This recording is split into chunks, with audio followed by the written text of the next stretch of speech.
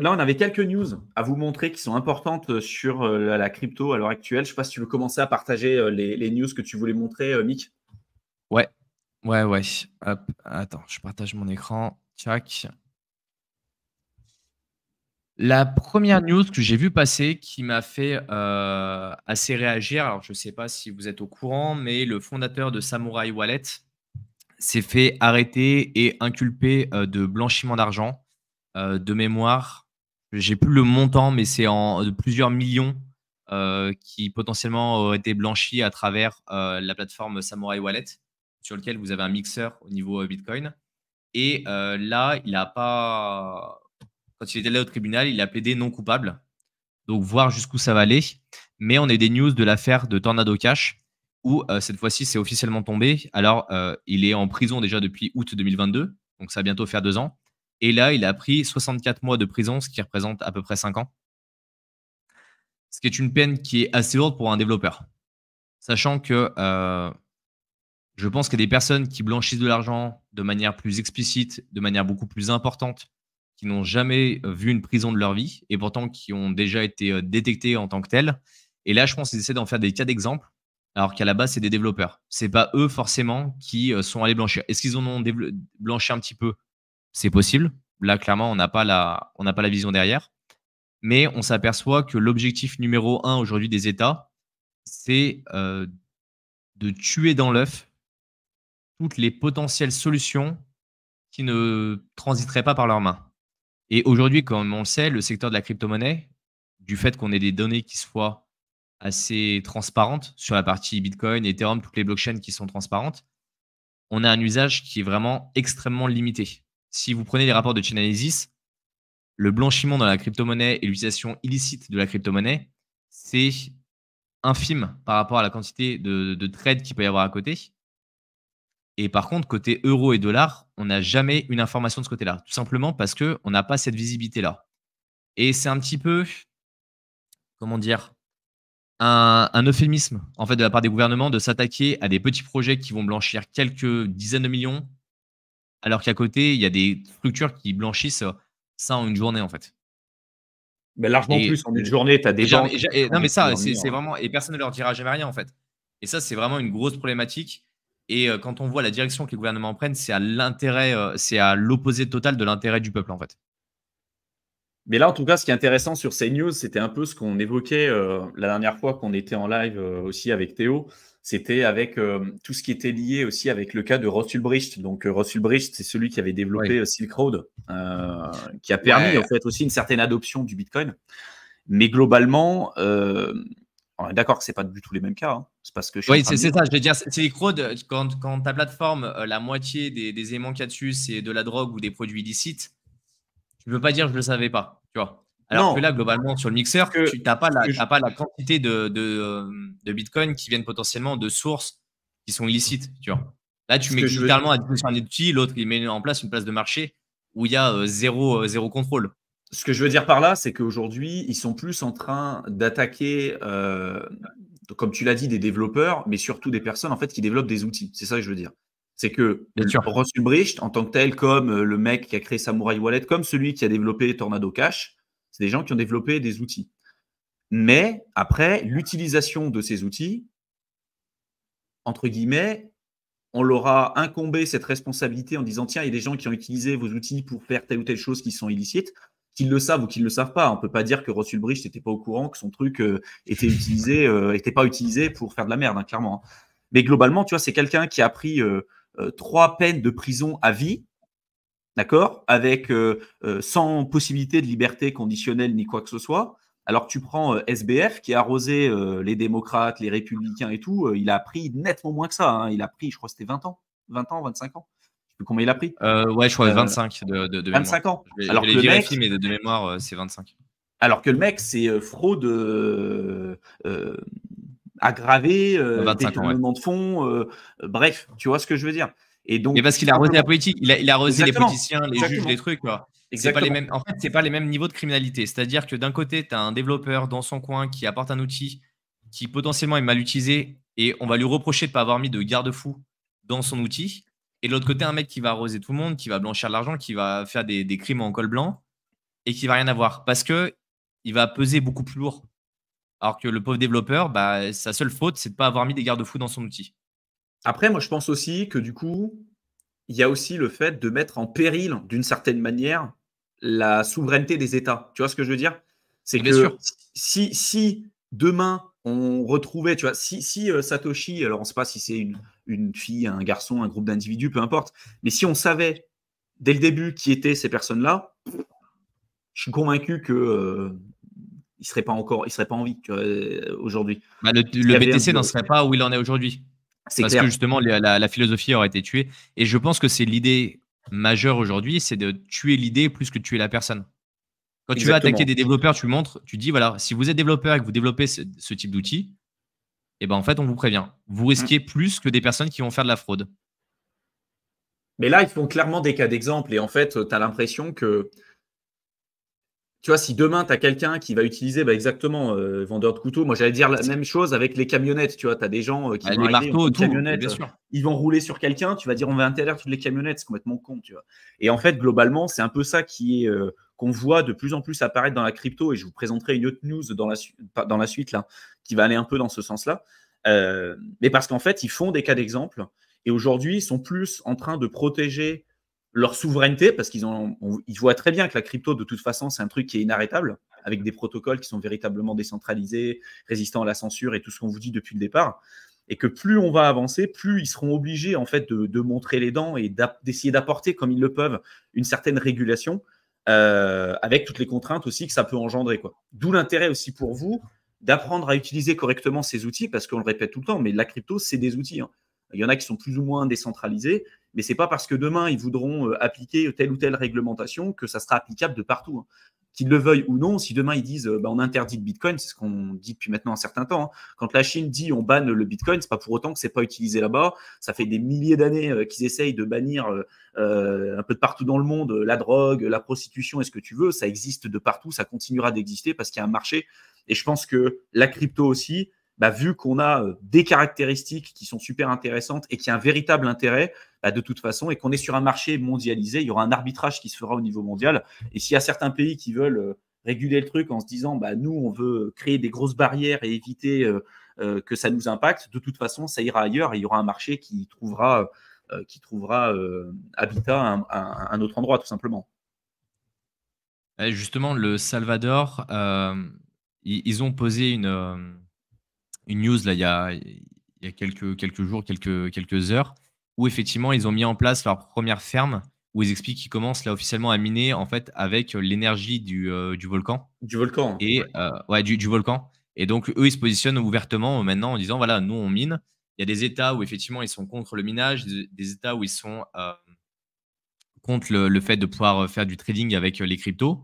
Et même des États comme l'Inde, où globalement, ils étaient assez contre, bah, la population l'utilisait quand même, en fait. Parce Bah qu'il oui. y a un besoin. Mais quand il y a un besoin, tu as Oui. beau dire, bah, on vous interdit d'utiliser, tu dis, OK, bah, le wallet, il est non custodial, il est en ligne. Il y a rien qui prouve qu'en fait, mes cryptos, elles sont là. Elles sont sur la blockchain. La blockchain, elle est pas en Inde, en fait. Elle est de partout dans le monde. C'est clair.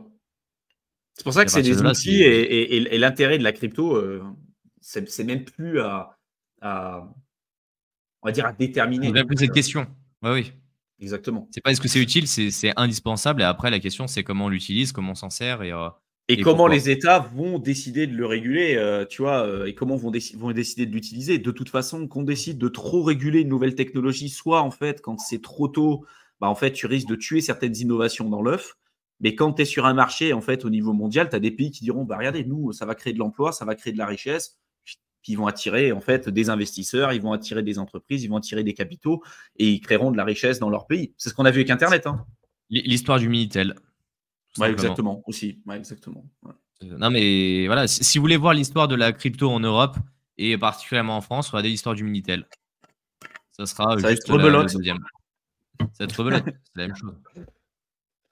Je vais partager du coup mon écran avant de prendre quelques questions là pour finir un peu sur les news. Tu vas me dire, après tu mettras en plein écran, Mick. Ouais, ouais, vas-y, vas-y.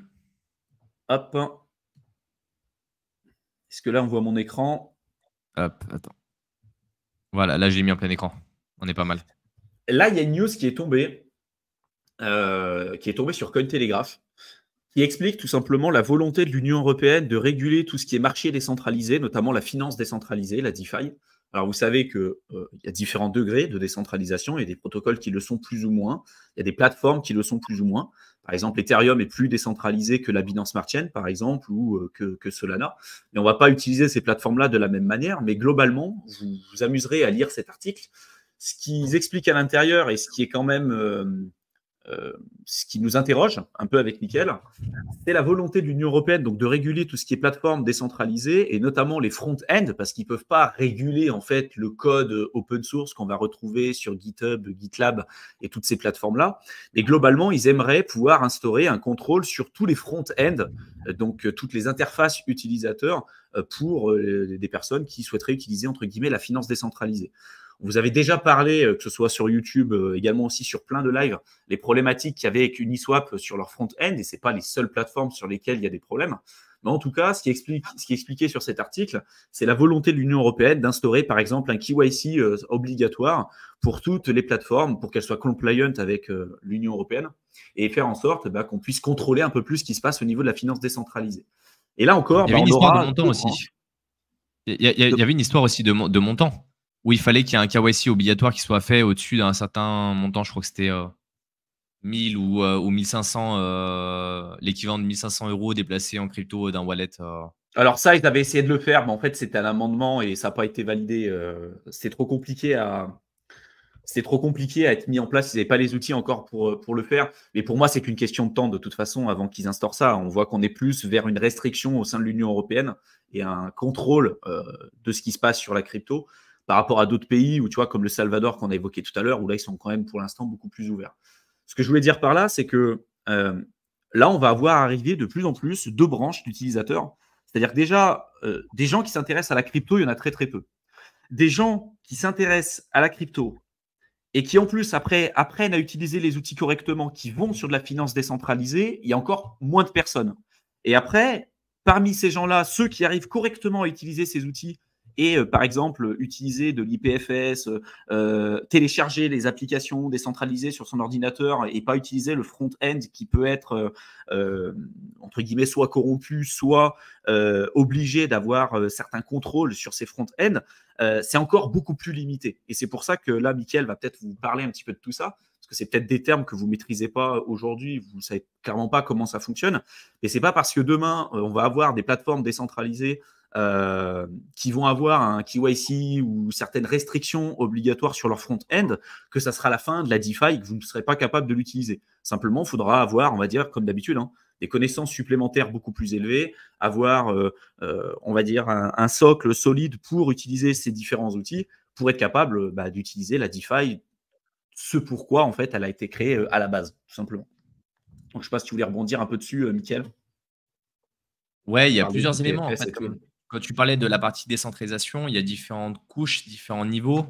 Et en fait, on peut toujours tirer jusqu'à l'extrême. Et l'idée étant toujours de trouver un compromis entre une full décentralisation qui va impliquer certaines complexités techniques et technologiques et une centralisation totale des plateformes. Là, le point qui est le plus important, qui va impacter en tout cas le plus utilisateur, c'est la partie front-end. Quand vous avez une plateforme de finance décentralisée de manière globale, vous avez deux aspects. Vous avez la partie où vous allez cliquer, donc l'interface utilisateur, et une partie avec le code qui va tourner sur la blockchain. C'est beaucoup plus compliqué, comme tu expliquais, d'implémenter des restrictions au niveau du code sur la blockchain. Aujourd'hui, la plupart des codes qui fonctionnent sur la blockchain Ethereum sont sous forme de Solidity avec un contrat qu'on va pouvoir répliquer. Pourquoi, quand Uniswap apporte une mise à jour et que leur code devient open source, il y a une pelletée de plateformes qui arrivent avec juste une interface qui a changé de couleur? Tout simplement parce qu'ils ont copié le code. Donc là, on a déjà cette capacité-là. Et après, aujourd'hui, vous avez des plateformes comme Uniswap qui mettent à disposition leur front-end. C'est-à-dire que n'importe qui peut l'installer chez lui, interagir avec le protocole en choisissant ce qu'il a envie de mettre ou pas comme limite. Et il peut le déployer sur n'importe quel serveur. C'est un peu ce qui s'est passé quand il y avait l'histoire de Pirate Bay. Ça date d'il y a quelques années. Pirate Bay était une plateforme qui vous permettait de récupérer des liens en torrent pour télécharger tout et n'importe quoi. Ils ont chopé les 3 mecs qui étaient derrière. Ils les ont condamnés pour d'autres choses que pour l'histoire de Pirate Bay, dont majoritairement du piratage de plateforme et autres. Et à cette époque-là, ils avaient déjà compris l'importance en fait de la décentralisation des front-ends, de l'aspect interface utilisateur. Ils avaient mis des serveurs un peu de partout dans le monde, dans des caves, dans des endroits en Alaska. C'était vraiment assez surprenant. Et le jour où ils se sont tous fait arrêter, la police a saisi l'intégralité de leurs serveurs. Et là, ils se sont aperçus qu'il y avait plein d'autres Pirate Bay qui étaient apparus de partout sur Internet. Et là, les autorités, elles ont dit: «Mais c'est quoi cette affaire? Comment c'est possible? On a fermé tous les serveurs». Et en fait, ils avaient mis à disposition justement le code d'interface et des gens ont commencé à créer des miroirs qui étaient accessibles à n'importe qui. Et en fait, aujourd'hui, on a un peu cette possibilité technologique de faire exactement la même chose et certains projets ont commencé à le comprendre. Vous avez par exemple sur Woodstock, qui est une sidechain de Bitcoin qui existe déjà depuis 2015, donc assez ancien, il y a des protocoles qui ont commencé à se mettre ce qu'on appelle sur de l'IPFS. C'est-à-dire qu'au lieu d'avoir leur interface qui va être centralisée à un endroit, sur un serveur, qui potentiellement peut être fermé, ou potentiellement on peut implémenter des règles ou qui peut être piraté, ils se sont dit, bah, on va le mettre sur un protocole, qui est un protocole qui est ouvert à n'importe qui va découper les fichiers en petits morceaux, qui va les chiffrer, qui va les mettre un peu de partout sur un réseau complet d'ordinateurs décentralisés. Et lorsqu'on a besoin de l'appeler, on va l'appeler par un identifiant. Ce protocole, ce qui est très drôle, c'est qu'en fait, il a été développé par Protocol Labs. Protocol Labs, c'est la même boîte qui a fait Filecoin, la crypto-monnaie qui se veut proposer du storage décentralisé. Donc les mecs, ils ont un côté un produit qui est open, accessible à tous et qui est gratuit, ça coûte rien de déposer sur l'IPFS. Et de l'autre côté, ils ont essayé de faire la même chose avec une autre technologie. Ils se concurrencent eux-mêmes sur les aspects. Tout ça pour en revenir au fait que demain, si vous avez un certain verrouillage qui est fait au niveau de l'interface graphique, pour dire ça de manière assez simple, vous avez la possibilité d'aller sur des plateformes d'IPFS où les personnes auront déposé ces fichiers-là, interagir avec, ou vous-même l'héberger. La problématique aujourd'hui d'interagir avec l'IPFS, c'est qu'on est obligé de passer par une plateforme centralisée. Il n'y a pas un explorateur d'IPFS qui est totalement décentralisé. Et donc, on a toujours une couche de centralisation qu'on va déporter. Et c'est là où je vous dis qu'on ne peut pas arriver à une full décentralisation, parce qu'aujourd'hui, c'est quelque chose d'assez complexe, mais on peut essayer de s'en rapprocher le plus possible. Je ne sais pas si je me suis pas un peu perdu dans les explications, mais globalement, c'était l'idée. Non, bah, je pense que tu as répondu déjà au principe de l'IPFS. Après, parler peut-être aussi du fait qu'on puisse aussi télécharger directement les protocoles, tu vois, et de les d'utiliser directement le code open source. C'est un peu plus complexe parce qu'aujourd'hui, la plupart des utilisateurs n'ont pas ces compétences-là.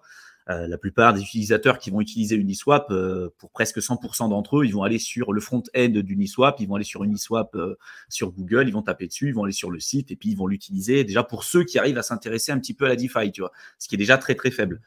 Mais globalement, peut-être expliquer à ceux qui nous regardent là en live qu'il y a la possibilité aussi, et c'est ce pourquoi la crypto a été développée, de pouvoir télécharger directement les codes et les faire runner en Les fait installer sur directement un sur serveur. l'ordinateur. Bien sûr, on Exactement. peut les installer sur un serveur, ça demande des compétences techniques et technologiques. Et après, aujourd'hui, vous avez des fournisseurs de serveurs un peu partout dans le monde, mais qui ont également des règles très différentes. En fonction du pays, ils sont obligés de respecter certaines obligations. Et demain, si Mika vient à dire on interdit tous les front-ends qui ne sont pas officiels hébergés par tel protocole, telle personne, bah, les fournisseurs comme OVH, par exemple, qui à la base sont basés en France, vont devoir suivre ces règles et donc vont devoir fermer les serveurs. Et donc là, après, on part dans une autre couche. Est-ce qu'on va essayer de chercher des serveurs qui vont être du moins décentralisés? Est-ce que les couches sur les serveurs, on peut essayer de les récupérer de manière décentralisée? Et donc, on rentre dans de la DeepMind. Vous voyez, on peut vraiment aller chercher très loin. Mais je voyais, attends, je vais juste prendre la question de Martin qui dit mais cette complexité, dans le temps, elle est amenée à disparaître. Oui et non. Effectivement, quand vous envoyiez un mail il y a 20 ans, c'était beaucoup plus complexe que d'envoyer un mail aujourd'hui. Mais plus on va essayer de gommer la complexité, plus à un moment, on va devoir faire des choix. C'est des choix éthiques, des choix stratégiques et technologiques. Et donc, on va être obligé de recentraliser des informations. Qui dit recentralisation dit potentiellement exposition à une nouvelle censure. Aujourd'hui, des projets qui sont décentralisés au maximum, ils se confrontent en fait à des défis technologiques qui n'ont jamais été totalement résolus. Et donc, ils vont implémenter ces briques au fur et à mesure. Donc, je pense qu'on aura des solutions qui seront au maximum décentralisées, mais qui ne vont pas forcément attirer un maximum de personnes parce qu'il n'y aura pas forcément les interfaces utilisateurs, il n'y aura pas forcément le besoin utilisateur ne sera pas forcément répondu de la meilleure manière. Et c'est toujours ça. Moi, c'est un petit peu ce monde de l'informatique que je vis depuis le début dans lequel je suis. On a le monde de Windows qui est utilisé à plus de 90% d'entreprises, où c'est fonctionnel, où c'est propriétaire, où tout est cadré et autres. Et on a le monde de Linux qui va fonctionner dans certaines parties, certaines communautés et autres, qui va apporter cette partie, on va dire, décentralisation du code, si je peux dire ça comme ça. C'est pas la meilleure manière de le dire, mais cette partie liberté. Et donc, on va voir ces deux mondes qui vont s'opposer l'un à l'autre dans le futur. Ça va continuer à être le cas. Et après, ce sera à vous de choisir en fonction de votre côté éthique, de dire, OK, je suis capable d'accepter plus de complexité pour jouer le jeu de la décentralisation et pour garder une certaine liberté d'expression et pour aider les personnes qui ont besoin de cette liberté d'expression. Soit j'ai pas envie de m'embêter, ce qui sera le cas de 90% des utilisateurs, et je vais aller vers des choses qui sont centralisées. C'est blacklisté, bah c'est pas grave, j'utilise pas. Ils vont subir la censure. Voilà, on va être dans ce monde-là. Et comme tu le dis, Thibaut, aujourd'hui, on a la possibilité d'installer des produits, de le faire, mais quasiment personne ne le fait parce que ça demande un peu de compétences, ça demande un peu de temps, ça demande de savoir installer un serveur, de le configurer. Et aujourd'hui, il n'y a pas juste un bouton que tu cliques dessus. Et le jour où quelqu'un invente ce bouton-là, bah, on va lui tomber dessus parce que bah, il aura aidé à contourner les censures. Voilà, c'est toujours un petit peu cette problématique-là qu'on rencontre. Après, tu vois, je pense qu'il y a aussi l'idée, globalement, et c'est ce qu'on explique depuis un certain temps sur cette chaîne YouTube, il y a eu le lancement de l'écosystème crypto qui a été fait par les cypherpunks, de dire, voilà, on va tuer les banques, on va détenir notre propre argent, enfin vraiment les grosses idées libertariennes. Et globalement, on voit que plus on évolue, plus au final, on se rend compte que pour une adoption mainstream, bah, en fait, on est obligé de faire certains compromis. Tu vois, que les banques, bah, on ne va pas les tuer. Il y en aura certaines qui vont être obligées de s'adapter, qui vont être obligées bah, d'utiliser correctement la crypto. Et on a besoin aussi de cet argent-là pour faire en sorte de faire pumper le prix des projets. Parce que tu vois, tu en as plein qui disent, nous, on veut une adoption mainstream et tout, mais derrière, l'interface utilisateur est à chier, les gens, ils ne savent pas sur quoi ils investissent. Tu vois, globalement, en fait, tout est fait pour que ce ne soit pas mainstream. Si tu veux une adoption mainstream, si tu veux que ton projet évolue correctement, bah, tu es obligé en fait aussi de passer par là, tu vois.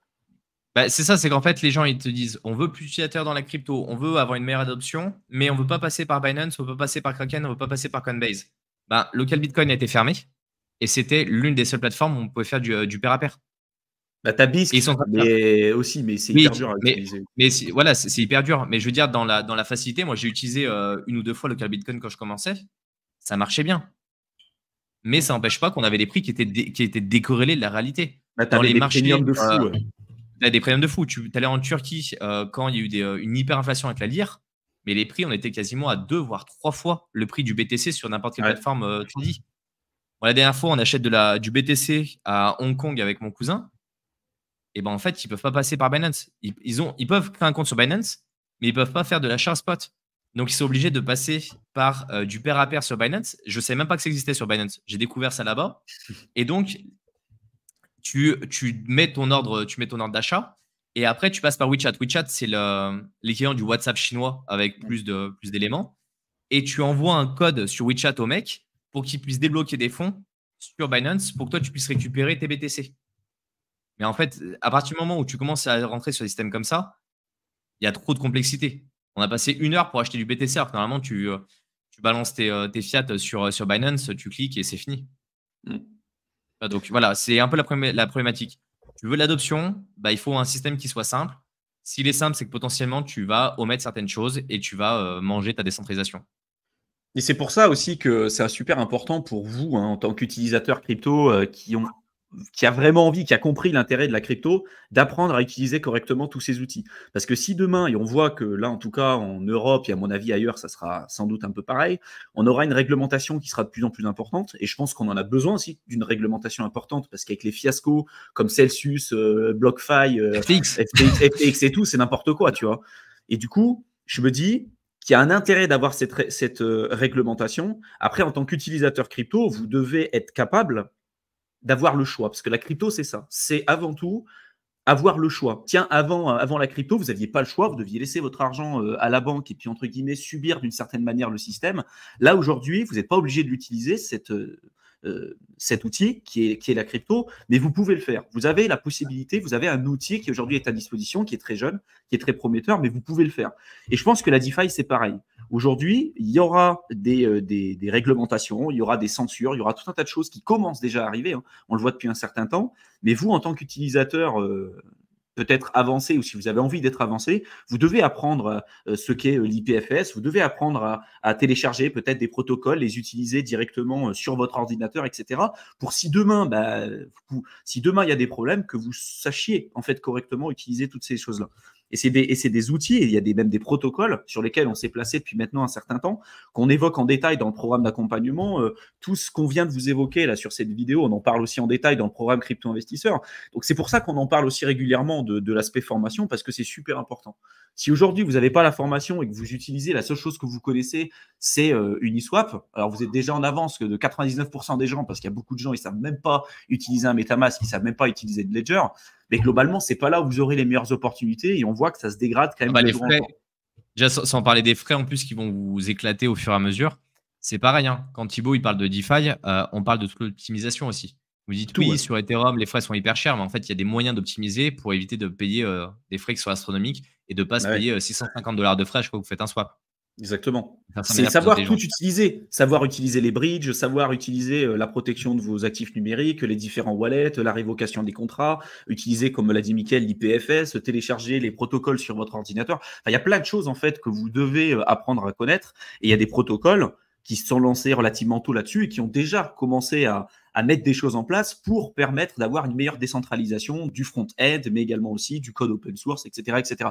Donc, si vous voulez en savoir plus là-dessus, si vous voulez vous former sur ça, vous avez le lien du programme Crypto Investisseur dans la barre d'infos et également aussi du programme d'accompagnement. Donc, n'hésitez pas à aller y jeter un coup d'œil.